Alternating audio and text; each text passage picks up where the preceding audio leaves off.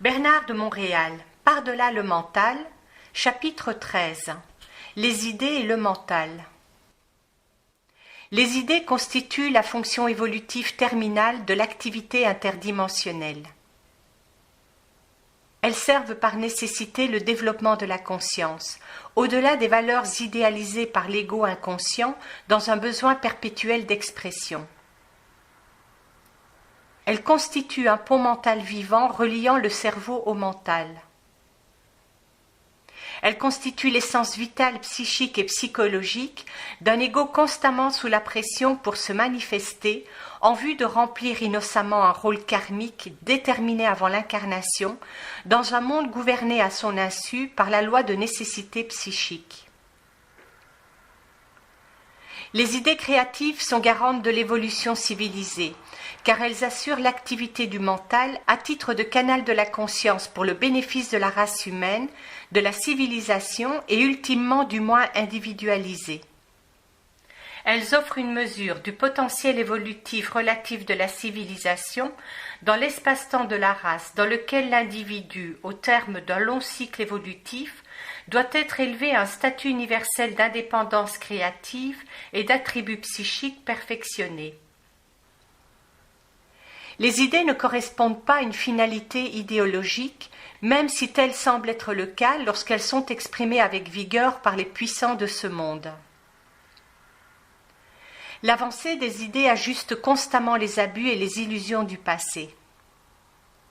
Le mental n'est guère issu de l'homme en soi. Il pulse à travers lui alors que les idées cultivent et soutiennent l'illusion qu'il provient de lui. Cette condition donne à l'ego l'illusion millénaire du libre arbitre, nécessaire à l'équilibre psychique et psychologique, jusqu'à ce qu'il ait atteint un niveau d'intelligence consciente suffisamment avancé afin qu'il comprenne l'intime relation avec des forces psychiques qui façonnent l'évolution personnelle, celle de la société et de l'humanité en général. Alors que le mental transcende les dimensions idéologiques, les idées correspondent aux besoins psychiques de l'homme. Elles lui permettent de faire l'expérience de la réflexion psychologique afin qu'il vive et qu'il ait au niveau de l'âme l'impression d'appartenir au monde et d'en être le maître. La conscience, au terme de ce cycle, est encore trop primaire pour que le moi puisse voir et appréhender sa relation avec l'intelligence prépersonnelle. Une telle qualité interne dépend plus de la science du mental que de la nature des idées. Les idées ne sont que des aspects chronologiques du développement évolutif manifestés par les forces sociales, mues par les dynamiques psychiques du flux et de la pression que l'on identifie comme pouvoir organisationnel. Afin de comprendre la relation entre le mental et la dimension psychique de la pensée, nous devons être libres des insécurités psychologiques de l'ego pour percevoir le moi, geste conscient plus ou moins dépourvu de réflexion. Il devient alors évident que le mental est le siège créatif du moi, et que ce dernier réagit à lui ou agit en harmonie avec lui, selon le degré de liberté dont il jouit par rapport à la coloration astrale de ses idées. Lorsque l'on fait l'expérience de la pensée, l'ego s'associe avec elle plutôt que de s'identifier à elle de manière créative. Lorsque le mental est de plus en plus perçu en tant qu'état créatif prépersonnel, les idées sont naturellement et aisément élevées au-delà du seuil de la mémoire, et l'ego pénètre une zone créative qui accroît la perception de la pensée à un niveau résidant au-delà de l'intellect. Un tel contact avec le mental à l'œuvre permet au moins de canaliser la pensée et de découvrir que les idées ne sont que la projection de l'énergie de la pensée qui se combine à la dynamique psychologique de l'intellect. Il n'est guère évident d'emblée que les idées émanent d'un centre mental réellement dissocié des éléments psychologiques de la personnalité. La science du mental débute à l'intersection de notre territoire psychologique et psychique, point rarement exploré objectivement dans un médium culturel où l'individu a été formé à penser en termes de paramètres psychologiques définis, remontant facilement aux vicissitudes de la personnalité et de sa mémoire. Ceci voile le fait que les idées émanent de plans dimensionnels, faisant usage de la personnalité telle d'un bouclier à l'encontre de l'impact dévastateur qu'aurait la divulgation soudaine et non préparée de la réalité psychique sur l'ego non initié. Le niveau des idées correspond toujours à la réalité personnelle et renforce l'expérience subjective de la pensée qui, à son tour, maintient une certitude fictive de notre relation avec le monde qui se conforme à nos attentes psychologiques. La conscience créative et objective se perd au cours de cet exercice, tout comme la proximité consciente avec le monde psychique du mental, qui autrement laisserait les voies de la perception et de l'entendement supérieur grandes ouvertes. La psychologie supramentale indique que le mental implique la relation infinie du moi, de l'âme et de l'esprit, ou double éthérique, et la conscience de soi reconnaît l'existence d'un tel axe. L'entité physique fait l'expérience d'un niveau de communication, soit conscient ou inconscient, avec la persona éthérique ou l'ajusteur de pensée prépersonnel, à travers des facultés télépathiques partiellement ou pleinement développées, qui fracassent l'illusion d'une pensée émanant d'une source égocentrique. Le contact psychique avec des dimensions parallèles est une part essentielle de la réalité de la conscience évolutionnaire. Une nouvelle approche psychologique à la réalité du mental est essentielle. Les composantes du moi devraient être comprises selon l'ordre de leur fonction ascendante et non pas selon des configurations égocentriques établies depuis l'aube de la philosophie. Le mental est une dimension accessible et véritable de dialogue universel entre des ordres supérieurs et inférieurs d'intelligence pour le bénéfice des deux. Il ne s'agit pas d'une banque de données confinée à des paramètres intellectuels, mais bien d'une source d'intelligence à travers laquelle sont accessibles des perspectives prépersonnelles visant le développement évolutif de la race en général et de l'homme en particulier à travers une civilisation lui servant de médium d'expression. Le potentiel créatif de la pensée dépend de la vibration de l'âme et de la tension psychique qui conditionne l'évolution du moi. Par conséquent, le moi inconscient ne peut focaliser sur la plus haute vibration du mental et vit pour la durée totale de son existence dans le registre inférieur de la conscience de la pensée, n'atteignant jamais la pleine profondeur du mental. Une nouvelle psychologie évolutionnaire pourrait désigner la différence objective entre la conscience et le mental et permettre à l'individu de réaliser son partenariat psychique avec le savoir, qui n'est accessible que via le lien télépathique avec la réalité de l'intelligence supérieure. L'évolution personnelle peut alors être satisfaite, et il peut être permis au moi de graviter vers une liberté supramentale en vertu de son contact interne avec son moi éthérique. Ceci mettrait terme à l'isolement psychique de l'être inconscient. La vie mentale serait réalisée par le lien télépathique permanent avec le moi éthérique supérieur. Cela permettrait l'accès aux facettes plus inaccessibles de la réalité, initiant le moi au fondement du savoir supramental de la conscience. La notion poétique selon laquelle l'inspiration est un mouvement du mental qui gratifie les besoins et impulsions créatives du penseur dénote une compréhension rudimentaire des forces à l'œuvre au-delà de l'expérience humaine. L'inspiration, telle qu'on la nomme, ne fait que révéler l'aspect personnalisé de la relation occulte entre des niveaux d'intelligence humaine et autres. Même si nous la considérons comme un mouvement non régulé de la psyché, elle est une véritable expression créative interdimensionnelle, quoique colorée par le profil psychique de l'âme, qui conditionne le lien télépathique avec le double éthérique ou la force de l'esprit. La notion de l'inspiration n'explique pas en soi le phénomène créatif. De plus, elle le restreint au niveau subjectif de l'expérience de la pensée. L'inspiration est une fonction spontanée du mental. Ce dernier a le pouvoir de la construction créative de la pensée instantanée et prépersonnelle par le mouvement d'une activité mentale supérieure qui voile la nature interne de l'intelligence. Si nous étions conscients des divers plans du mental, la notion de l'inspiration serait instantanément remplacée par une communication télépathique directe, établie en permanence au sein du champ de la conscience. Le pouvoir créatif du mental est interdépendant avec d'autres plans entièrement dissociés de l'intellect humain. La compréhension de ce fondement introduit la conscience au plus haut niveau de savoir qui puisse être atteint sur une planète dans son espace-temps évolutif. En d'autres termes, la qualité stimulante du mental demeure une facette expérientielle de la relation ego-âme, alors que l'aspect communicatif du mental libère l'ego de l'expérience et transforme l'inspiration en une forme nouvelle et permanente d'expression, reliée à l'origine inaltérée de la pensée en soi. À travers l'inspiration, la pensée est colorée, alors que par la communication, la pensée cesse d'exister à titre d'artifice expérientiel de l'âme et devient un outil révélateur. L'inspiration peut être suspecte, car elle active des forces psychiques ne pouvant être contrôlées d'un point de vue supramental parfaitement intégré. Elle s'apparente à un feu que le mental créatif ne peut éteindre, tant elle est importante à la survie subjective de l'image de soi.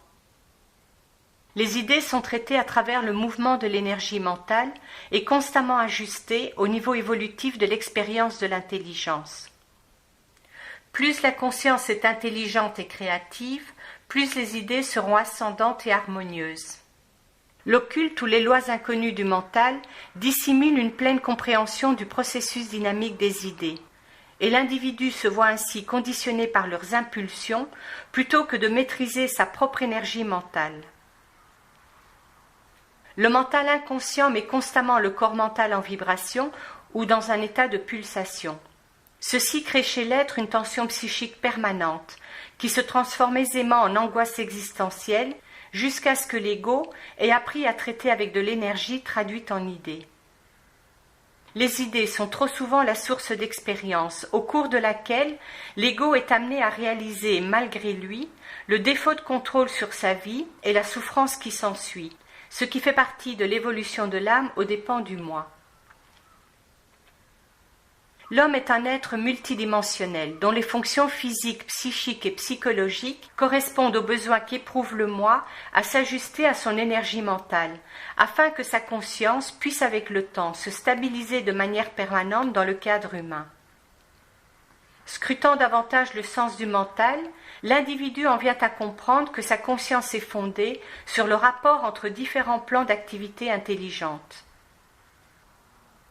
La pensée est une facette subjective de la réalité personnelle, résultant de la coloration du mental inconscient, dont la compréhension de la nature de la pensée en soi fait défaut.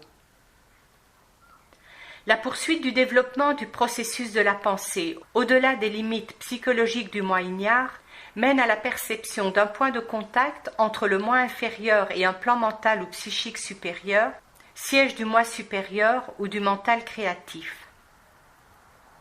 Cette perception crée un choc ayant pour effet d'ouvrir la psyché au sein de la matière égoïque, invitant le moi à être témoin d'un réajustement de son processus de pensée qui facilite un influx supplémentaire de données prépersonnelles non conditionnées par les expériences du passé. À ce point, la réalité objective du mental s'unit à l'ego. L'ego devient alors conscient, éveillé à des dimensions mentales résidant au-delà de la sienne et accessible par communication télépathique avec une source d'intelligence précédemment silencieuse en raison de sa méconnaissance de celle-ci. Le prochain cycle d'évolution mettra en lumière la faculté du moi à interagir consciemment avec le mental psychique. Une révolution personnelle d'ordre psychologique et psychique propulsera la conscience de manière permanente au-delà de ses limites historiques passées. Le développement de la pensée supramentale permettra l'individualisation globale de la psyché à l'axe de l'esprit, de l'âme et du moi. L'âme est la quintessence des mémoires expérientielles présentes et passées, à partir desquelles le double ou moi supérieur programme de futurs modèles d'expérience incarnée vers l'éventuelle fusion de l'âme et de l'esprit. Alors que le mental se voit focalisé consciemment par l'entendement supramental des lois psychiques de la pensée, l'ego peut se libérer des puissantes forces de l'âme ou karmiques. Il peut élargir sa relation télépathique ou sa relation mentale supérieure avec l'intelligence prépersonnelle, source dont procède sa réalité personnelle. À partir de ce point, les idées peuvent participer à un processus délié de croissance créative, imprégné dans la psyché par des forces affranchies des pressions karmiques agissant sur l'âme, et représenter ainsi le lien cosmique entre le moi inférieur et le moi supérieur. L'âme ne peut empêcher le contact éventuel des plans inférieurs et supérieurs de la réalité humaine, mais elle peut retarder leur fusion par son expression inconsciente de force à sa disposition en raison de son lien avec le plan astral ou de la mort. La traduction de la réalité en termes conceptuels intelligibles requiert une alliance psychique avec le connaissable au-delà du pensable. Le mental, en tant que science bien fondée de la psychologie supramentale, peut faire la lumière sur la nature de la psyché. Une telle évolution ne peut avoir lieu par le biais de la manipulation égocentrique d'idées caractérisées par le rationalisme. La conscience supramentale puise son savoir du défi télépathique d'un contact avec le plan mental supérieur. Les idées et le mental sont interdépendants, mais non pas nécessairement complémentaires. Dans le premier cas, elles ne peuvent être dissociées du mental. Or, dans le cas second, l'ego inconscient ne s'imbibe pas nécessairement du traitement créatif et prénaturel de son énergie idéationnelle. Si l'ego ne fait pas l'expérience de l'énergie mentale de manière consciente, il demeure sujet à la loi karmique de la conscience, s'identifiant aux forces de l'âme qui influencent et colorent les idées au profit de l'expérience, compromettant un équilibre interne parfait. Lorsque le moi devient conscient du mental et de sa complémentarité avec le flux et la création des idées, il peut mettre terme à ce qu'impose l'âme en termes d'expérience inconsciente par une manifestation de volonté réelle par opposition au libre arbitre. Cette loi karmique de la conscience, faisant de la vie une conséquence d'incidents isolés, se voit remplacée lorsqu'une destinée contrôlée, dans un mouvement intelligent ininterrompu, justifie la vie consciente à travers un développement ascendant du mental au sein des paramètres de l'identité individualisée du moi.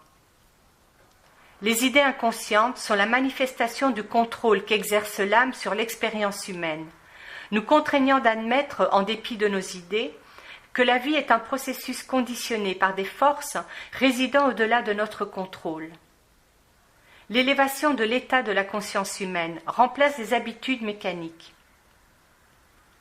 Le mental humain est un monde psychique accessible à l'intelligence supérieure qui ajuste le cours de l'énergie au sein du moi afin d'aligner les réalités psychologiques et psychiques.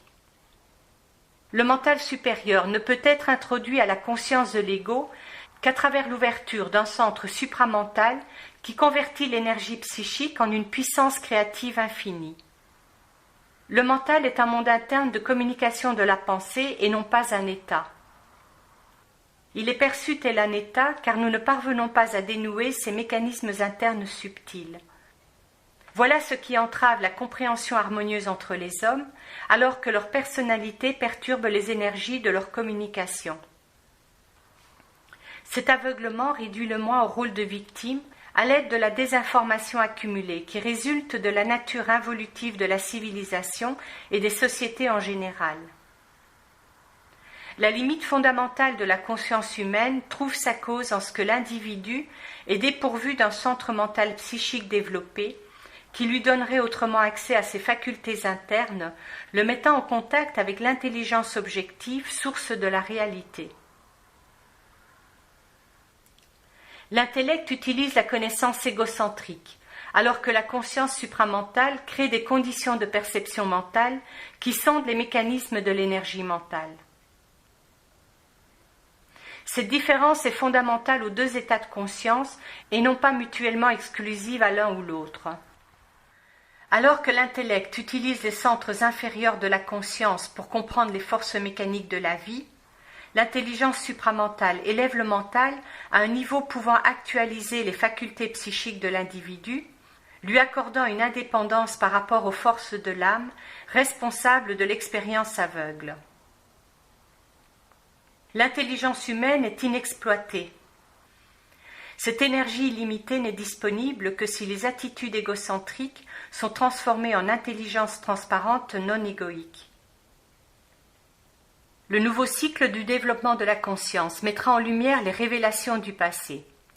L'être comprendra graduellement les mécanismes de la pensée qui facilitent la communication avec l'intelligence interdimensionnelle, harmonisée avec son statut évolutionnaire. Il découvrira l'influence des abîmes qui l'ont manipulé pendant des millénaires depuis sa descente dans la matière. Le moi fera l'économie de sa propre lumière, source de la conscience, et confirmera sa condition cosmique à titre d'être libre. Le passage à l'éveil de conscience requerra une profonde transformation de soi. Les besoins internes de l'individu s'élargiront avec la conscience vers une parfaite compréhension de ce que les initiés du passé ne pouvaient expliquer en des temps de profonde ignorance humaine. Le développement évolutif du mental mènera à l'éveil de la conscience supramentale. La nouvelle croissance surgira alors que le moi renversera graduellement les notions du passé, leur substituant des idées qui le rapprochent de sa réalité psychique. Le passage de l'évolution mentale ou psychologique à l'évolution supramentale ou psychique transformera le regard que porte le moi sur la vie, la mort et les mystères. Ce sera une expérience difficile pour la civilisation, dont l'influence sur le mental sera mise en cause, tandis que le moi témoignera de l'héritage des illusions astrales qui ont maintenu l'humanité dans l'obscurité pour des millénaires. Le moi se trouve au carrefour du passé et de l'avenir de la civilisation. La lutte du moi pour la liberté par rapport à la conscience de masse sera la plus importante jamais menée au niveau de l'individu. Le rôle des enseignements du passé, en dépit de leur importance pour la conscience évolutive précédente, sera écarté au stade final de l'autodétermination à travers un nouvel éveil psychique. La conscience n'appartiendra plus simplement aux aspects psychologiques de la réalité.